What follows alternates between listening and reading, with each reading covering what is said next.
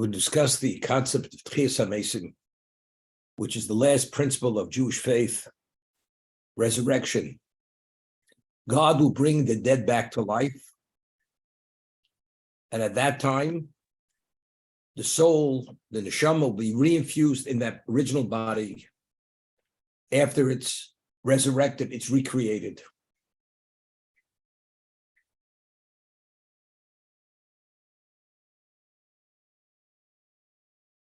Firstly, why does a person die?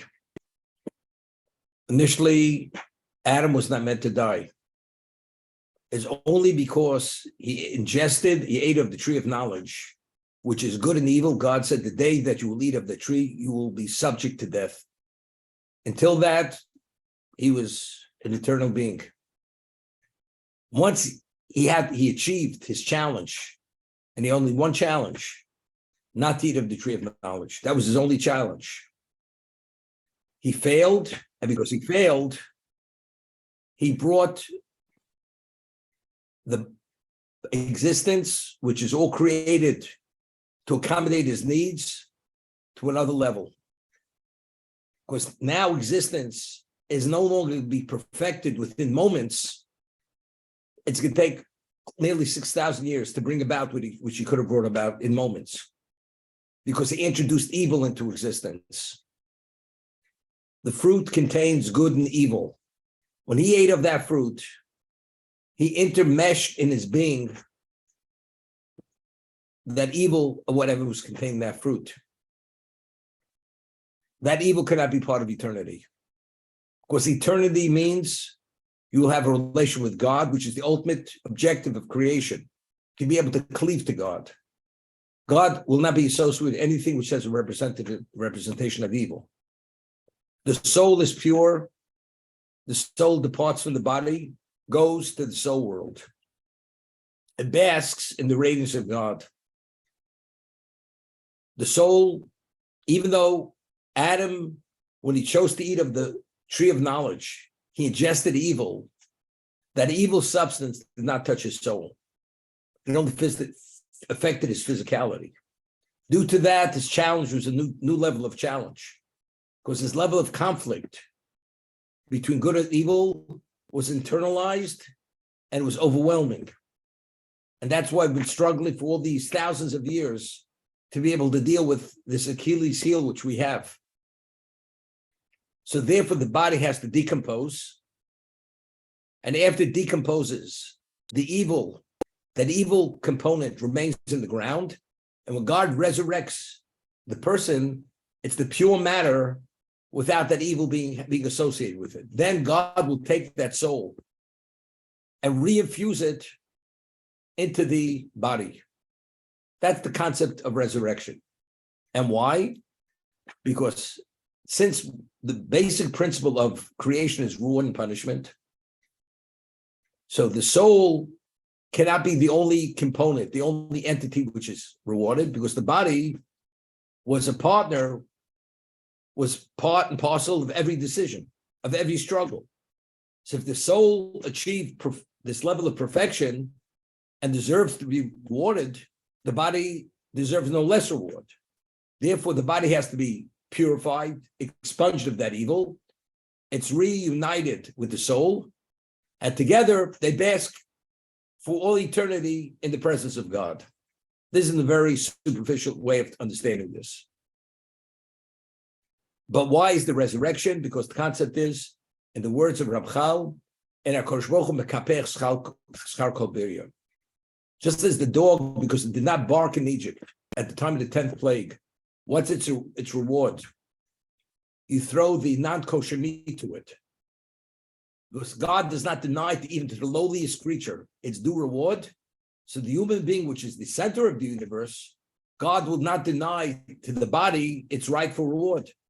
Therefore, it's going to be resurrected, reinfused with the soul. Together, they will bask for all eternity in the radiance of God.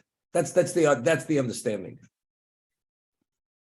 So now he starts off asking the question. So this is what the soul is explained to by the intellect. But the question is, Why does it have to go through these levels of challenge? God could have created, if you read the sequence of creation, he created a body and he infused that body with a soul, which is known as neshama. He breathed through the human being's nostrils, a soul of life, and became a living entity. But first there was the body, and then there's the soul. He could have created everything simultaneously, soul and body. Why do you have first the body and then infusing it with the soul? Now, there's an expression in English, it's earthy. What is earthiness? What does it connote? Something which is lacking in refinement, coarseness. It's associated with something which is negative. That's coarse, unrefined, unsophisticated. That's earthiness. The body is made of physical material. Physical is finite. Physical has all levels of limitation, plus negative aspects of it, which is desire, passion, and all kinds of drives, which are contrary to what spirituality is all about. That a human being is inclined to physicality and was subject to spiritual failing is only due to the drives, the human drives that exist within the body. It's unrelated to the soul. And because the body is of this earthy nature and the soul is pure, there's nothing pure in the soul. The soul in its essence is greater than the greatest angel. The soul was created from under the heavenly throne of God, the Jewish soul.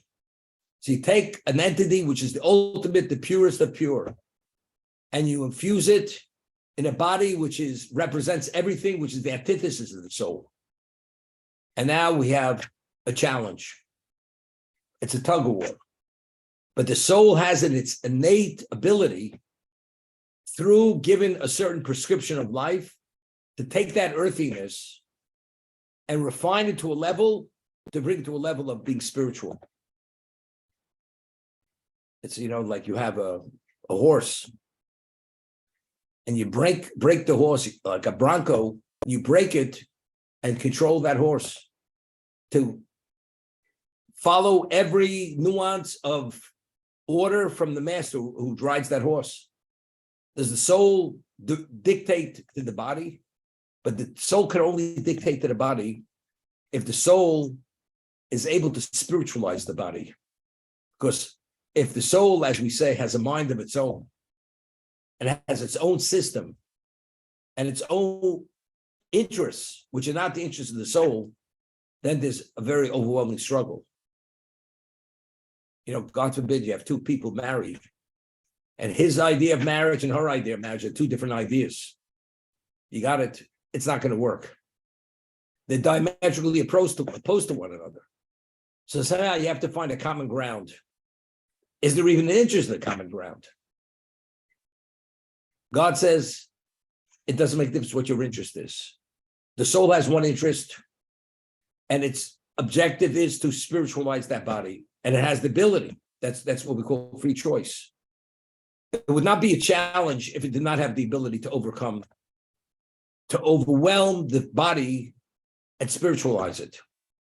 On the other hand, but that's the challenge.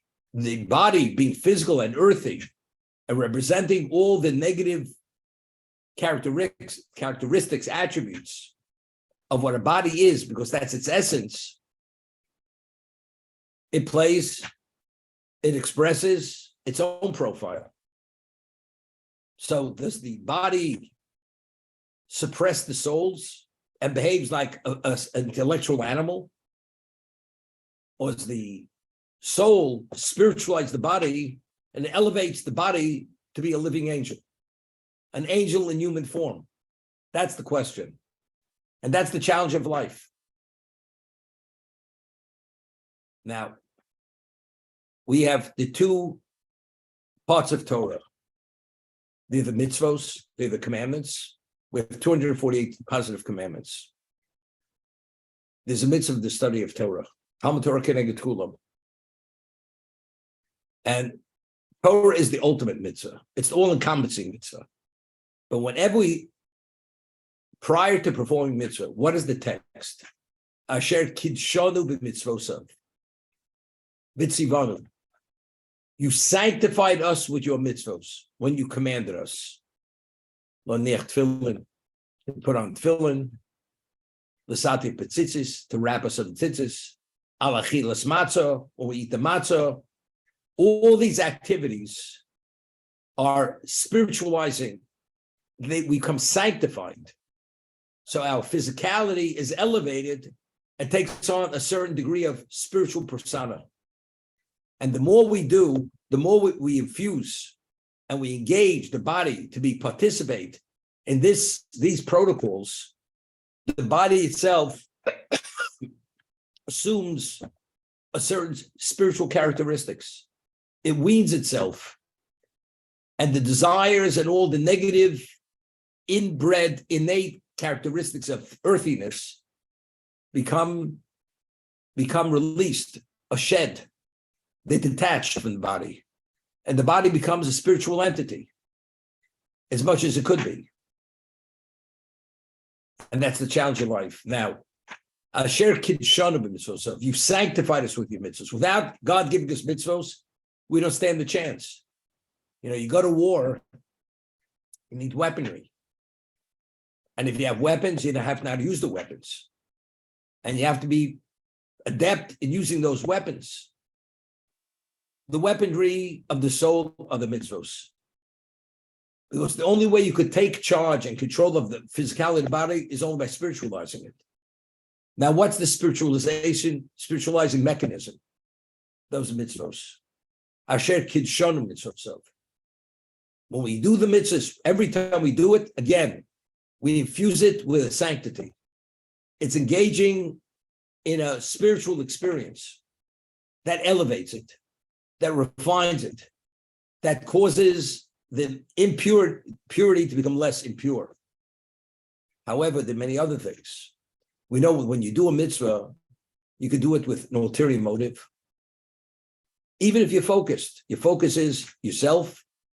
Although you're doing an act of sanctification, but because it's lacking in its quality, because it's not done for the sake of God, and even that, there are many levels. Do you do it out of reverence?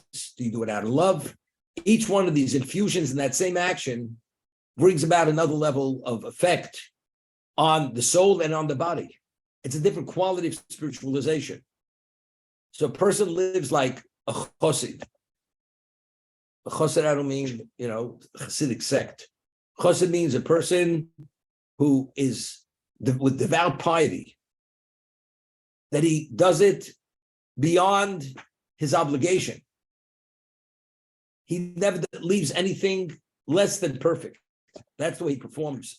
And he actualizes his obligation and infuses it with the ultimate level of love and reverence. That act is something very special. I'll give you an example. We read about Achashverosh in the Megillah. He was the Persian emperor, and he had thousands of women who were at his disposal, and they became part of his harem. Before you went to that king, you had to spend a year with all kinds of cosmetics and skin softeners and skin peels. Shishish chodoshim b'shem namor. Shishish chodoshim b'psovim. All kinds of fragrances. Because the body had to be brought to a level of suppleness and softness and quality, which was one of a kind, nothing which is not befitting an emperor to have that kind of woman. Lahavdil. The body itself has a different level of impact or effect. It's affected differently based on what does it experience. Does it experience the sanctification with an ulterior motive? Does it experience a sanctification with a lack of focus? Does it experience with focus with no ulterior motive for the sake of the mitzvah? And even for the sake of the mitzvah, is it with reverence? Is it with love? If you perform it at the most advanced level, you think going to Kenya Ranch or something. This is something beyond any of that what we're talking about. The effect, you become something which is refined beyond understanding what refinement is. It assumes a level of sanctity which the person radiates from that sanctity. And therefore, it impacts overwhelmingly on the body. And the more you infuse it with this kind of experience, the more it becomes attuned to be inclined to go in that direction. The struggle becomes less of a struggle. It's a different kind of struggle. The Talmud tells us, the greater you are spiritually, your inclination becomes more challenging. What does that mean? I'll give you an example. A person starts off a young person. When you're young, you have all kinds of desires, all kinds of ideas. But as you mature and as you become conditioned, eating kosher is natural. Observing Shabbos is basically natural. Not wearing a combination of wool and linen, that's understood. You don't do. There are many things we do naturally. And eventually there's no challenge. So if there's no challenge, if everything is based on challenge, once you become good at it, so the whole value of life is come to an end. So therefore, as you grow spiritually, the challenge increases because the previous challenge is no longer a challenge. I want to have kosher may have been a challenge. Today it's not a challenge anymore. I want to have Shabbos was a challenge. It's not a challenge anymore. Now we have a new challenge. When you can do the mitzvah. You can do it without distraction. You can do it now out of reverence. You can do it out of love. And the many levels which you could achieve those levels. So the challenge now is, do you go to the next level or do you plateau? Most people, they reach a certain level, they're satisfied, they start plateauing. But a person has the ability to keep advancing. That's the challenge. Do you plateau or do you keep upping the ante? Because God's upping the ante. And if you keep maximizing on what you could accomplish, then the value of your action becomes of action, because that's a challenge. The challenge is, it's no longer a physical challenge, do I, don't I, but it's a qualitative challenge. In what context of quality do I produce what I'm supposed to produce? And that difference will make a difference in the spiritualization of the physicality of the human being, which will determine many things when it's reunited, the soul and body, what the quality of that physicality will be.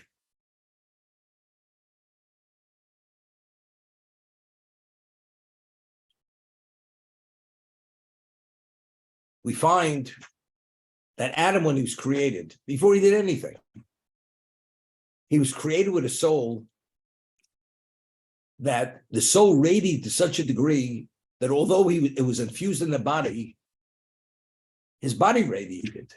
It's like the body was opaque, and the intensity of that soul was so overwhelming. It radiated a radiance that the angels had believed this was the radiance of God. Because since the soul is the holiest entity other than God, they had mistaken Adam's radiance for God's radiance. This is even before Adam had performed the mitzvah.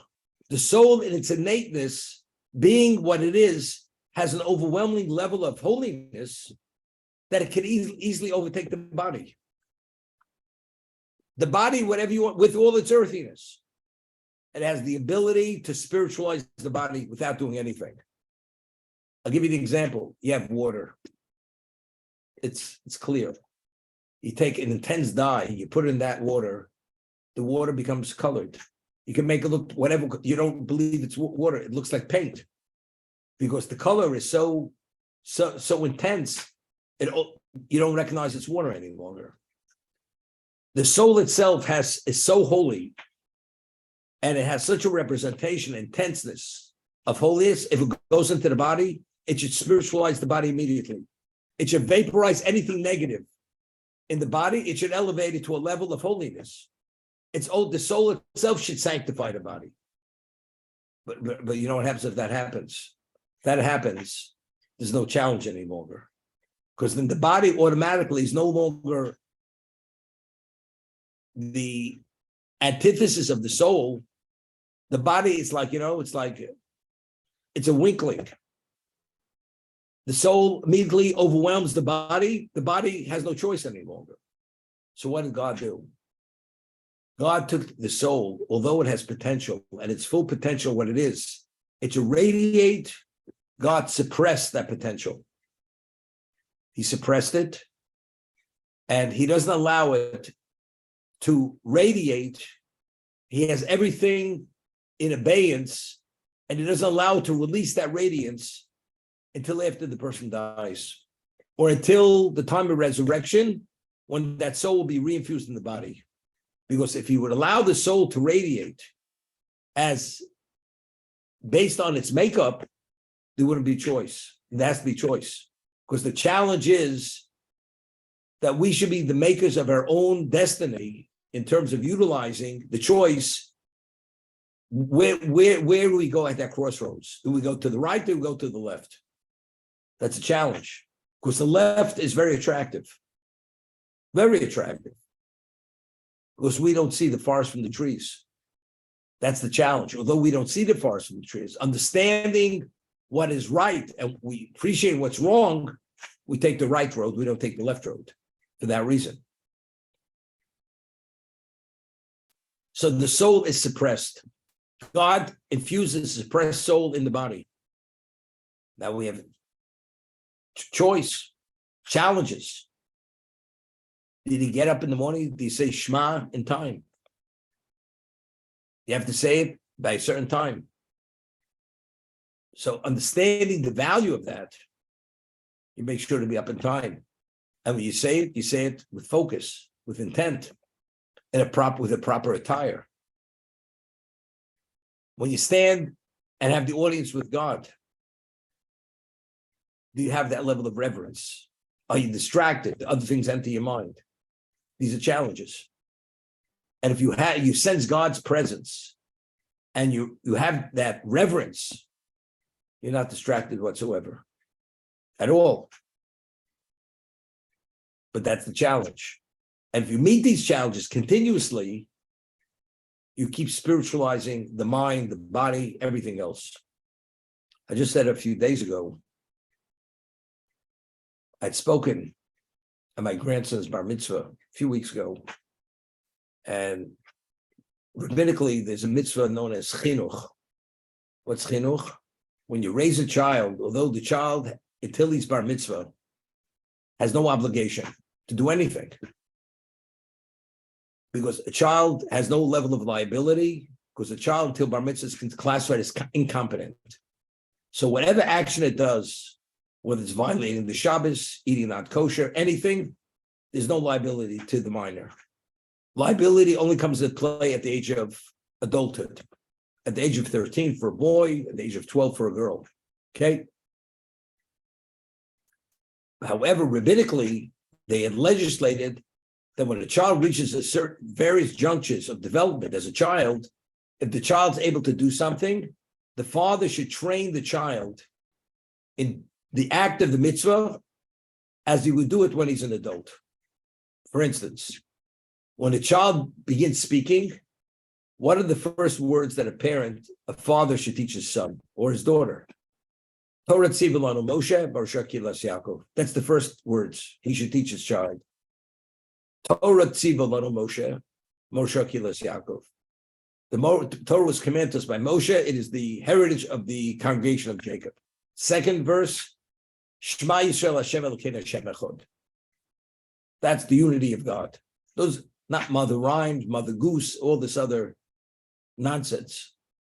These are the verses.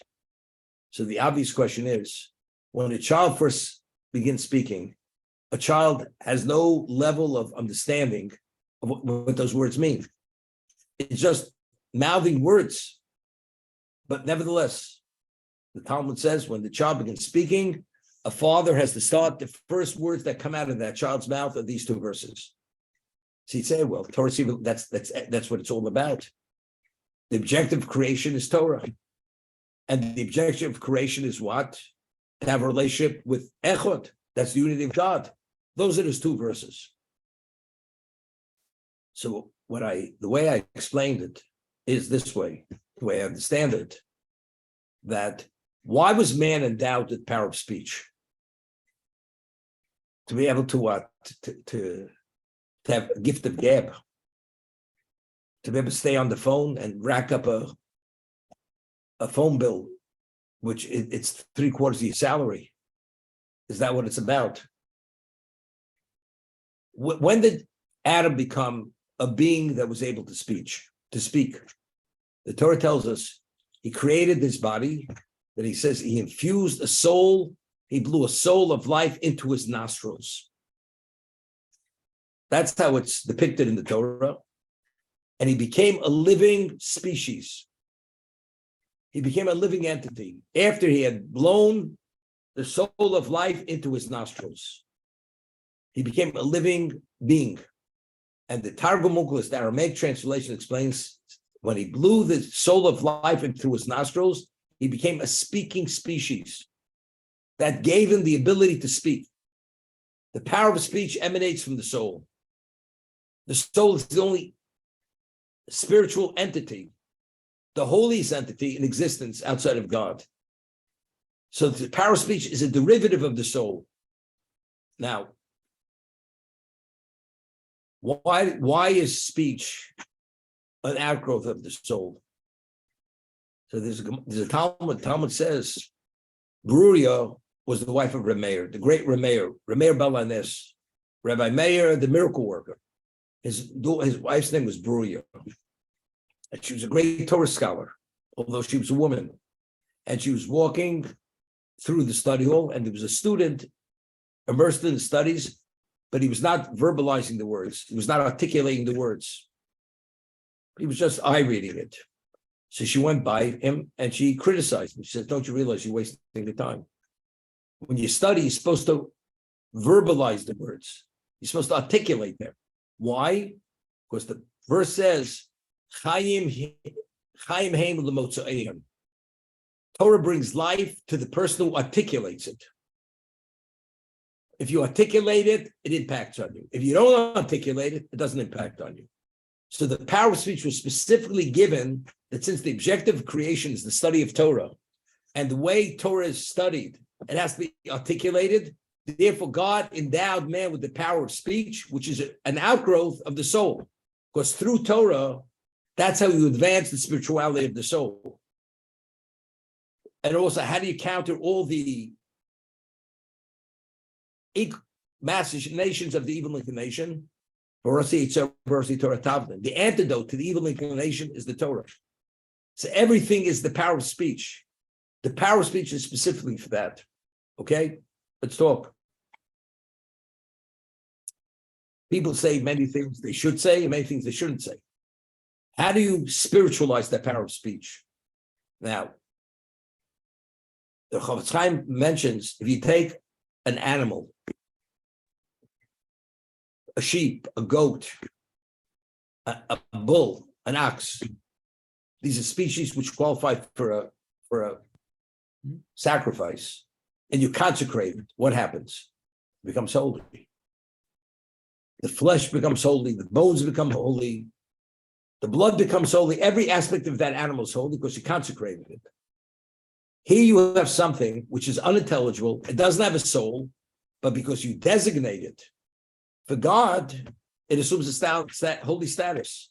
So if a person who possesses a soul, which is, there's nothing holier than the soul, and he takes his physicality and he consecrates it, what does his physicality become? No less than the animal.